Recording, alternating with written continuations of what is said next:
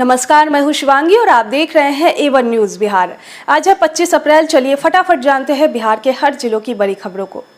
पहली खबर सिवान के महाराजगंज थाना क्षेत्र के महुआरी नोनिया डीह में शनिवार की देर रात्रि अज्ञात चोरों ने बंद पड़े एक मकान को निशाना बनाया और लाखों रुपए की संपत्ति पर हाथ साफ कर ली। घटना की जानकारी लोगों को रविवार की अहले सुबह हुई तो गांव के में दहशत फैल गया। मकान मालिक शिवशंकर प्रसाद के पुत्र गोपाल प्रसाद ने बताया कि परिवार के सभी लोग सिक्किम के गंगटोक में रहते हैं। उनके मकान में अक्सर ताला बंद रहता है। इसी दौरान शनिवार की देर रात अज्ञात चोरों ने मकान के पिछले दरवाजे को तोड़कर बारी बारी से मकान के अंदर प्रवेश किया और मकान के अंदर रखे इन्वर्टर, बैटरी, एलसीडी व अलमीरा में रखे गए कपड़े समेत लाखों रुपए की संपत्ति पर हाथ साफ कर ली। अगली खबर, सारण में सीबीएसई 10वीं और 12वीं बोर्ड की सेकेंड टर्म परीक्षा की तैयारी पूरी कर ली गई है। परीक्षा के लिए सारण में 8 केंद्र बनाए गए हैं। 26 अप्रैल से 10वीं व +2 की परीक्षा प्रारंभ होगी। इसमें सीबीएसई से एफिलिएटेड करीब 15,000 से अधिक छात्र छात्राएं शामिल होंगे।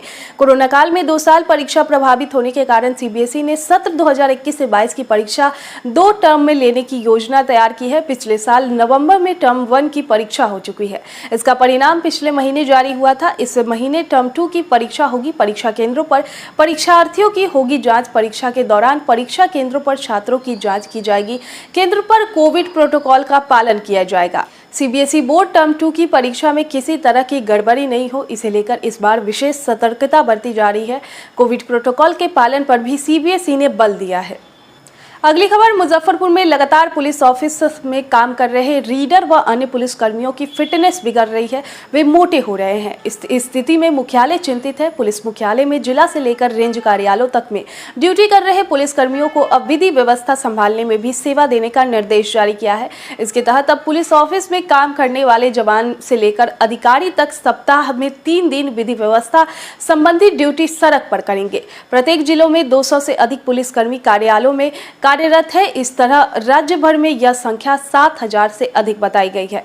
नए निर्देश के अनुपालन के लिए ड्यूटी का नया रोस्टर बनाया गया है। ऐसे पुलिस कर्मियों को सप्ताह में 3 दिन पुलिस लाइन में सुबह सुबह परेड के में शामिल होना अनिवार्य कर दिया गया है। प्रत्येक जिले में 200 से 250 पुलिस कर्मी पुलिस अधीक्षक से लेकर डीएसपी और सर्किल इंस्पेक्टर स्तर तक के कार्यालय में काम कर रहे हैं। इसमें रीडर कैडर के अलावा पत्रवाहक और शाखा प्रभारी व अन्य क्लर्क तक शामिल है।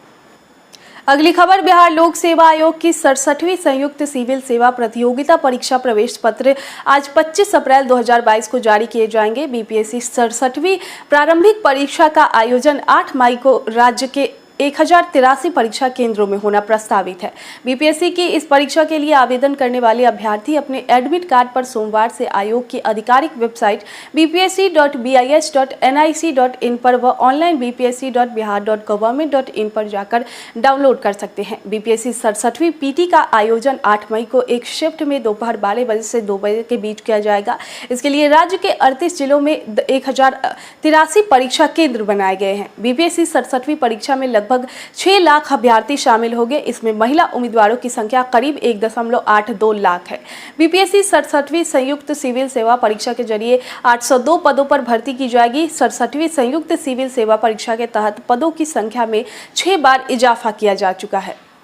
अगली खबर, राज्य के किसानों के लिए ऑनलाइन लगान कटाना कठिन हो गया है। राजस्व व भूमि सुधार विभाग ने ऑफलाइन लगान जमा करने की व्यवस्था घोषित रूप से 31 मार्च से बंद कर दी है। वैसे अघोषित रूप से यह साल भर से बंद है, लिहाजा मालिकों को अपनी जमीन की रसीद अब ऑनलाइन ही कटानी होगी। लेकिन किसान अभी इसके लिए जागरूक नहीं है। वह आज भी अंचल कार्यालय में ही जाकर रसीद कटाना बेहतर समझते हैं। कई किसान ऐसे हैं जो सरकारी दफ्तर से बाहर काटी गई रसीद को ही फर्जी समझते हैं। ऐसे किसान की परेशानी और बढ़ती जा रही है। राज्य में कुल जमाबंदी की संख्या 350 करोड़ है। इसके बावजूद इसका असर राजस्व वसूली पर पड़ रहा है। जानकारी के मुताबिक ऑनलाइन लगान पर्ची कटाने वाले सर्वर लगभग पिछले 1 माह से ठीक से काम नहीं कर पा रहा है। राज्य के 10 से 12 जिलों में तो यह 10 दिनों तक बिल्कुल ही ठप रहा। लिंक फेल की समस्या अंचल कार्यालयों में बढ़ती जा रही है। अगर मोबाइल में ऐप नहीं है तो अंचल हो या सुविधा केंद्र लगान अपडेट कराने के लिए अधिक पैसे का भुगतान करना ही पड़ेगा। किसान जब भी कार्यालय जाते हैं तो सर्वर काम नहीं करता है का बहाना सुना दिया जाता है। कई जगहों पर यह स्थिति सही भी रहती है, लेकिन कई जगह अवैध वसूली के बहाने के रूप में भी इसका इस्तेमाल होता है। अगली खबर, मिलती गई सफलता तो बड़ा होता गया अभिषेक का सपना। जमुई जिले के झाझा के एक छोटे से गांव जामू के रहने वाले अभिषेक अमेरिका की बहुराष्ट्रीय कंपनी अमेजॉन से मिले 1.8 करोड़ रुपए के बम्पर पैकेज को अपने जन्मदिन का उपहार मान रहे हैं। अभिषेक ने बताया कि कोटा में पहले साल की असफलता के बाद दूसरे प्रयास में जेईई में सफलता पाई, जिसके बाद पटना स्थित एनआईटी में कंप्यूटर साइंस में दाखिला लिया। उस समय अभिषेक को उम्मीद थी कि 10 से 12 लाख का पैकेज मिल जाएगा। इसी बीच अगस्त 2021 में उसे पेटीएम में 16 लाख के पैकेज का ऑफर मिला। उन्होंने बताया कि एनआईटी में सेकेंड ईयर के ही दौरान वह कोडिंग की ऑनलाइन प्रैक्टिस में फोकस करने लगा था। विभिन्न वेबसाइटों पर जाकर कोडिंग के प्रॉब्लम सुलझाने के साथ साथ ही प्रोजेक्ट भी बनाने लगा था। इसी का परिणाम यह हुआ कि 14 दिसंबर 2021 को अमेजॉन के कोडिंग स्क्रीनिंग टेस्ट में वह क्वालिफाई हो गया। फिर 13 अप्रैल को 1-1 घंटे के 3 इंटरव्यू हुए। इंटरव्यू तो संतुष्टिजनक था, लेकिन मन में डर भी था। लेकिन जब गुरुवार को ऑफर लेटर मिला तो यकीन हो गया कि मेहनत तथा लक्ष्य के प्रति एकाग्रता की बदौलत कोई भी मुकाम हासिल किया जा सकता है। बहरहाल देखते रहिए A1 न्यूज़। अगर अभी तक आपने हमारे चैनल को सब्सक्राइब नहीं किया है तो कृपया लाइक और सब्सक्राइब करें।